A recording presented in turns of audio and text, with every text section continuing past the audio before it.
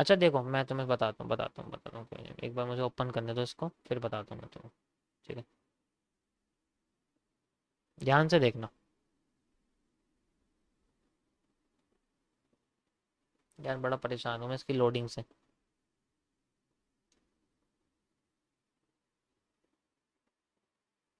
देखो, समझो इस चीज को। क्या होता है कि जो ये आपके जो ऑप्शंस वाली दुनिया है ना, मतलब किसी भी चीज़ का, मान लो स्टॉक का ऑप्शन है या इंडेक्स का ऑप्शन है, तो ऑप्शन बेसिकली किसी के भी हो सकते हैं। ठीक है, तो किसी भी चीज़ के ऑप्शन पे ट्रेड करने के लिए ना उनकी एक एक्सपायरी होती है, इसीलिए उन्हें ऑप्शन ऑप्शन कहते हैं। ठीक है, ये किसी के भी हो सकते हैं, या आपके स्टॉक्स के भी हो सकते हैं। ठीक है, या आपके कमोडिटीज़ के भी हो सकते हैं। अभी तक कमोडिटीज़ के ऑप्शन अवेलेबल नहीं है रिटेलर्स के लिए ट्रेड करने के लिए, लेकिन उन्हें बिग प्लेयर्स कर सकते हैं। इंस्टीट्यूशंस के बाद ऑप्शंस होते हैं उन्हें करने के, लेकिन रिटेलर्स के लिए नहीं है। और बाकी आपका इंडेक्स के तो होते हैं, जब हम इंडिसेस बोलते हैं, इंडिसेस के तो होते ही हैं। ठीक है, तो अब ये ऑप्शंस के अंदर ना क्या होता है, एक्सपायरी होती है, इसी को हम लोग ग्रीक्स बोलते हैं, ग्रीक्स। और ये ग्रीक्स कई तरीके के होते हैं। जैसे इनमें सबसे खतरनाक होता है तुम्हारा डेल्टा, सॉरी थीटा, ये तो डेल्टा है, डेल्टा होता है। ठीक है, उसके बाद आपके सामने आता है थीटा होता है। ठीक है, थीटा सबसे खतरनाक होता है। फिर आपके सामने एक गामा आता है, गामा। ठीक है, गामा होता है। फिर आपके सामने रो आता है। ठीक है, फिर वेगा। ये होते हैं। ठीक है, ये कई सारे होते हैं, डिपेंड करता है इनकी वर्किंग स्टेट कैसी है, किस तरीके से काम कर रहे हैं। ठीक है,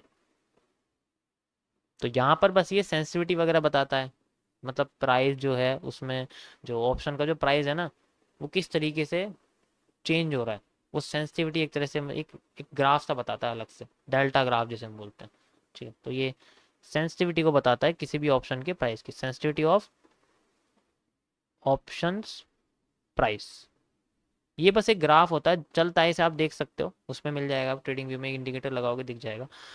उसके बाद आता है थीटा, ये rate of decay of A option, मतलब जिस टाइम जिस स्पीड से ये डिके करता है, इसका ग्राफ कुछ ऐसा होता है।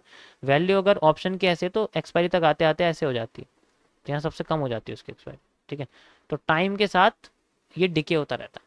ठीक है, तो यानी कि रेट ऑफ डिके, डिके मतलब सड़ना प्राइस का, कि अगर किसी ऑप्शन का प्राइस 100 था, आते आते वो 0 हो जाएगा।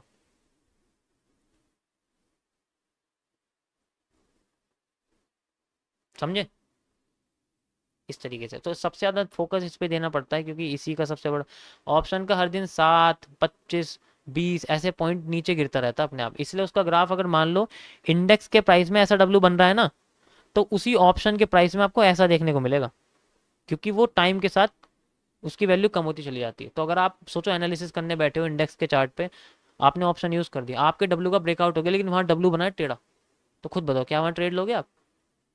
नहीं ले पाओगे ना, कॉल ऑप्शन में भी, क्योंकि ऑब्वियस सी बात है, वहाँ स्ट्रक्चर ही बदल गया। तो हमें चार्ट यूज करना पड़ेगा ऑप्शन का ही, अगर हमें ऑप्शन में ट्रेड करना है, और वो सबसे बेकार होता है, सबसे गंदा एकदम। उसके बाद देखो आता है हमारे पास गामा, क्या, डेल्टा विद प्राइस। प्राइस के चेंज होने के साथ साथ ये किस तरीके से चेंज हो रहा है उसको देखते हैं। ठीक है, चेंज इन प्राइस, रॉ और ये वेगा, इसमें कुछ ज़्यादा नहीं होते, कि ये भी सारे सेंसिटिविटी बताते हैं, सेंसिटिविटी और सेंसिटिविटी बस, और कुछ नहीं बताते। ठीक है, ऐसा कुछ नहीं होता इसमें, सारा का सारा आपका खेल होता है कि आप कौन सा स्ट्राइक प्राइस चूज कर रहे हो। ठीक है, स्ट्राइक प्राइस का सारा खेल होता है इसके अंदर। ठीक है, जितना ज़्यादा वो मार्केट प्राइस के पास होगा, यानी कि एट द मनी के पास होगा, उतना ज़्यादा उसमें फ्लक्चुएशंस आएगी, मतलब बड़े मूव्स हमें देखने को मिल सकते हैं। अगर हमारी पोजीशन बनती है बॉटम पे, तो हमें बड़े मूव देखने को मिलते हैं। तो जितना ज़्यादा मार्केट के एटीएम पे रहेगा, एटीएम के पास हमारा मार्केट रहेगी, उतनी ज़्यादा हमें क्या होगा, बड़े मूव्स देखने को मिलेंगे। लेकिन मैनिपुलेशन के शिकार भी यहीं होते हैं।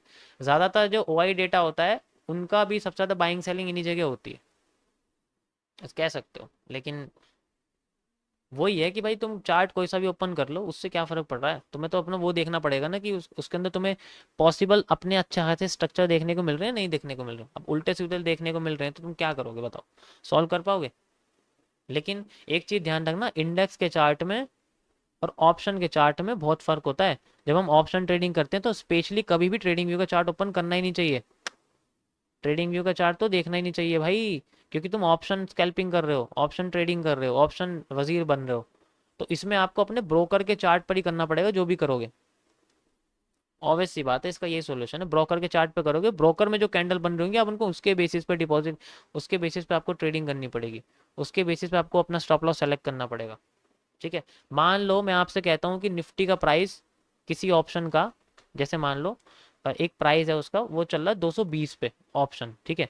तो मेरे पास यहाँ हैमर बना हुआ है किसके अंदर, ऑप्शन के चार्ट में, और यहाँ पर मैंने ट्रेड ले ली, ऑप्शन में मैंने यहाँ ट्रेड ले लिया, आप देख सकते हो इस जगह हैमर क्लोज करते मैं, तो मेरा जो मैंने ट्रेड ली है उस वक्त इसका प्राइस था 220 और इसका स्टॉप लॉस बैठ था इससे नीचे 210 का, तो मेरा 10 पॉइंट का स्टॉप लॉस बैठ था और मैंने यहाँ से लेके 1:7 लगा दिया मैंने पिछले स्ट्रक्चर का। अब मेरे जो प्राइस है वो कितना हो जाएगा, करीब 280 पे जाके मैं इसको क्लोज करूंगा। तुम यही चीज देखोगे ना उसमें इंडेक्स के चार्ट में जाके, तो यहाँ हैमर दिखने का ही नहीं है, कुछ और ही दिखेगा। अब तुमने उसमें देखा कुछ और, वहां बना हुआ था ऐसा कुछ पैटर्न ग्रीन कलर का। अब तुमने कहा ना तो ये हैमर है ना कोई कैंडल, तो मैं इस पर ट्रेडिंग चलूंगा, लेकिन ऑप्शन के चार्ट पे वो हैमर बन रहा, तो वहीं से मार्केट बूम कर गई। पता चला उस हैमर से पहले एक रेड कैंडल थी और तुमने इसे कंबाइन करना था, तब जाके तुम्हें हैमर दिखता। इतना दिमाग लगा नहीं पाएंगे इतनी जल्दी, क्योंकि टाइम भी कम होता है। तो इसलिए हमेशा ऑप्शन का चार्ट यूज करना चाहिए, इंडेक्स का नहीं करना चाहिए।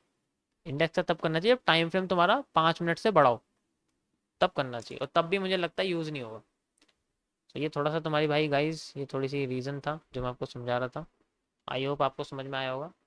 सपोर्ट एंड रेजिस्टेंस किस टाइम फ्रेम पर बनाना चाहिए हाई एफिशिएंसी के लिए, उससे कोई फ़र्क नहीं पड़ता, किसी भी टाइम फ्रेम पे बनाओ, ट्रेड किस टाइम फ्रेम ले रहे हो वो डिसाइड करती है।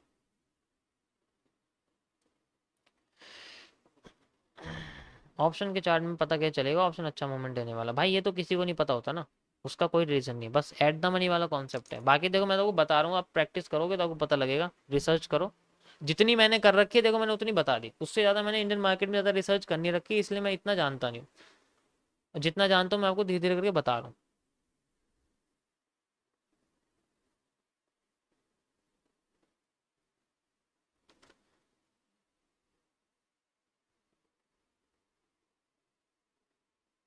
देखो रिपीटिंग ऑफ स्ट्रक्चर हो रहा है, पहले भी पीनट बना था, यहाँ भी पीनट बन रहा है।